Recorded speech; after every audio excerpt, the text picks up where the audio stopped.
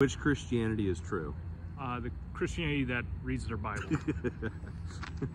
Well, they all read their Bible, Heath. Which one is, how do I know which one is the right one? The Christianity that follows the principles of the Reformation, and not because the principles started at the Reformation. The Reformation retrieved what was lost, that was practiced in the early church and clearly confessed in the Old Testament and the New Testament authors, and that is all Scripture is God-breathed and truthful, and the truth has been contained in what Christ came to fulfill, which is the law, the prophets, and the Psalms.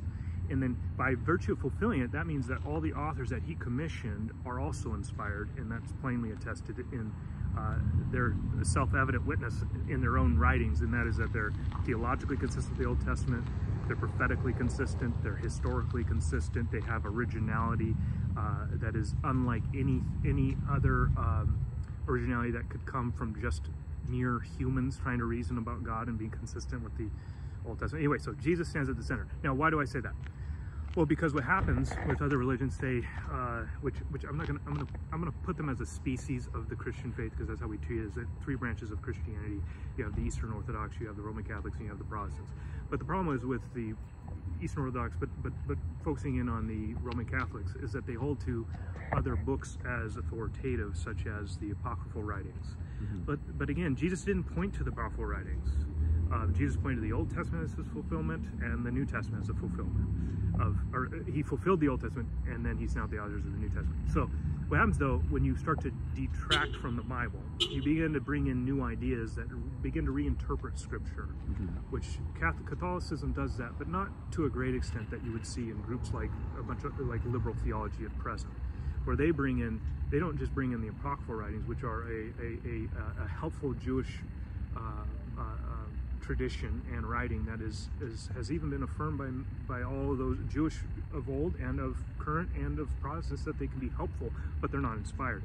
So there's not as much deviation there. But when you get to groups like liberal theology, where they begin to follow Hegel and Kant and all these other Christian philosophers, by philosophers I just mean speculative thinkers who try to reason about life from their own autonomous self.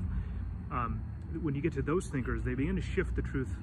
It's also following Descartes, I think, therefore I am. So they shift the truth from God attesting to himself in Scripture to their own authority. And then they start to ground knowledge in nature itself. God's revelation is in the movement of history, in the movement of the present. And so then truth becomes undefined. The Bible itself becomes just one part of that.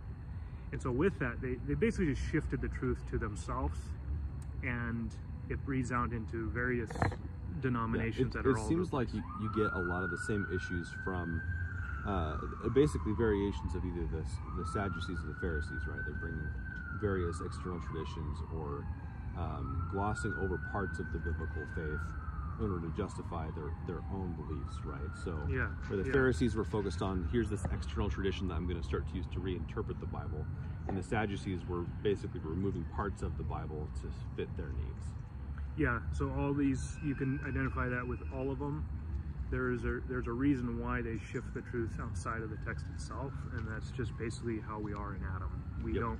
We unless God's Spirit softens our heart to his word, we look for other ways to understand reality, and that is, we will look to other sources to, if we say we're Christian, which a liberal tradition will do, is they'll say things like, yeah, I'm a Christian, but then I look at this historical archaeological evidence, which is inductive and probabilistic, and I read that back into Scripture, which reinterprets Scripture so that, say, male and female are actually equal in role and on all ways in terms of ministry. Well, the Scripture actually doesn't say that.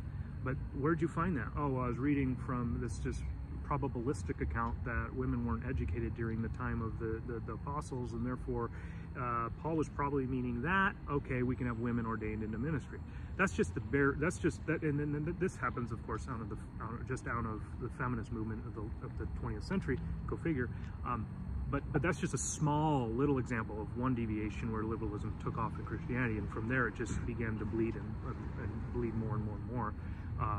Another example would be the Genesis account, reading the Genesis account as saga, because it doesn't fit with someone's probably you don't have to deal with yourself. Maybe it's an account of, again, sexuality, typically. Like we can read that that's just a account that's not actually meaningful reality. It's just talks about a general, we have sin problem, and we're not actually fully arrived at humanness yet. So we're all on the spectrum.